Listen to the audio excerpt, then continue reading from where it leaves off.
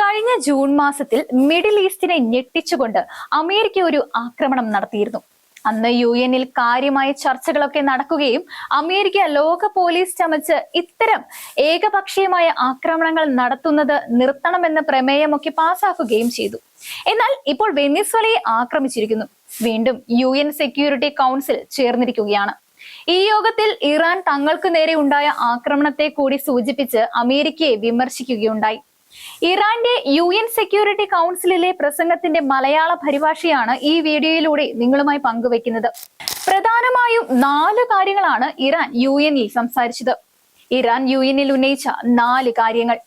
ഒന്നാമത്തേതായി, United States of America ബൊളീവിയയിൽ Republic of വെനിസ്വേലയ്ക്കെതിരെ നടത്തിയ സൈനിക ആക്രമണത്തെ ഇറാൻ ഏറ്റവും ശക്തമായി അപലപിക്കുന്നു. ഈ നിയമവിരുദ്ധ പ്രവൃത്തി സ്റ്റേറ്റ് ടെററിസമാണ്. യുണൈറ്റഡ് നേഷൻസ് ചാർട്ടറിന്റെ ആർട്ടിക്കിൾ 2.4-ഉം 2.7-ഉം ഉൾപ്പെടെയുള്ള അടിസ്ഥാന തത്വങ്ങളുടെ വ്യക്തമായ ലംഘനമാണ്. ഇത് അന്താരാഷ്ട്ര നിയമത്തിന്റെ പ്രധാന മാനദണ്ഡങ്ങൾക്കെതിരായ കുറ്റകൃത്യവും പൂർണ്ണമായ ആക്രമണവുമാണ്. UN-ന്റെ ഒരു സ്വതന്ത്ര അംഗരാജ്യത്തിനെതിരായ ഇത്തരം ആക്രമണം പ്രാദേശിക അന്താരാഷ്ട്ര സമാധാനത്തിനും സുരക്ഷയ്ക്കും ഗുരുതര ഭീഷണി ഉയർത്തുന്നുണ്ട്. മുഴുവൻ അന്താരാഷ്ട്ര വ്യവസ്ഥയെയും ബാധിക്കുന്ന വിദൂര പ്രത്യാഘാതങ്ങൾ സൃഷ്ടിക്കുന്നു. രണ്ടാമത്തേതായി, വെനിസ്വേലയുടെ ജനാധിപത്യപരമായി തിരഞ്ഞെടുക്കപ്പെട്ട പ്രസിഡന്റിനെയും ഫസ്റ്റ് ലേഡിയെയും US തട്ടിക്കൊണ്ടുപോയത് സാധാരണ അന്താരാഷ്ട്ര നിയമത്തിന്റെ നഗ്നമായ ലംഘനമാണ്.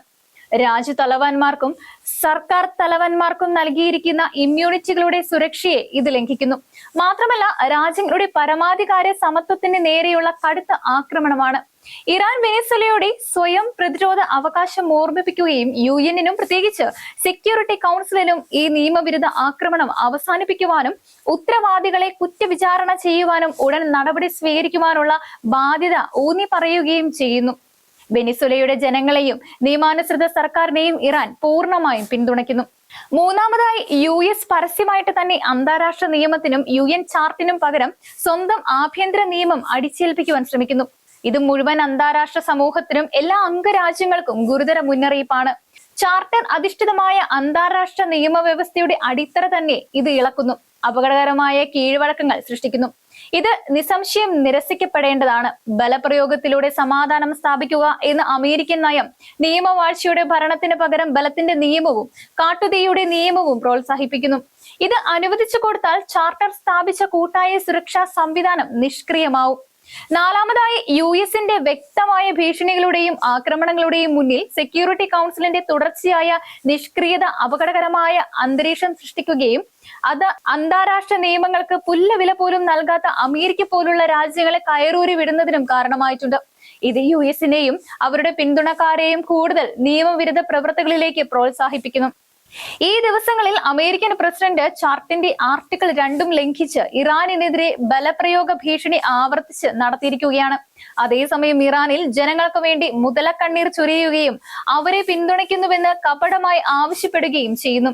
ഇറാനിനെതിരായ ഇടപെടലുകളുടെയും ബലപ്രയോഗത്തിന്റെയും ഏകപക്ഷീയ ഉപരോധങ്ങളുടെയും നീണ്ട ചരിത്രം നിലനിർത്തിക്കൊണ്ടുതന്നെ വെനിസ്വേലയും നടത്തുന്നത് ഇത് തന്നെയാണ്. 2025 ജൂൺ 13 മുതൽ 24 വരെ ഇസ്രായേലിനൊപ്പം ഇറാനെതിരെ നടത്തിയ നിയമവിരുദ്ധ സംയുക്ത ആക്രമണത്തിന് US നൽകിയ രാഷ്ട്രീയ സൈനിക പ്രവർത്തനപരമായ പിന്തുണയും ഈ സന്ദർഭത്തിൽ ഈ കൗൺസിലിനെ ഓർമ്മിപ്പിക്കുന്നു.